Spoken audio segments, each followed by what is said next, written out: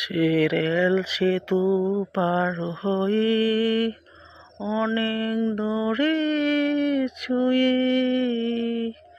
আজ মন চলে যাই অনেক দূরে। যে পথে কেটেছি দিন একাত্তরে, যে পথে কেটেছি দিন একাত্তরে। আমি মনের দুঃখে গান গাই, কি বলবো, বলার আর কিচ্ছু নাই। নির্যাতিত জীবন, বলার কিচ্ছু নাই ভাই।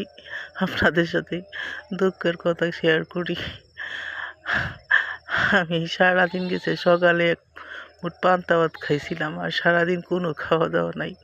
আমার কেউ জিজ্ঞাসা করার নাই, আমার কেউ ডাক দেওয়ার নাই, খাওয়া দাওয়া করো।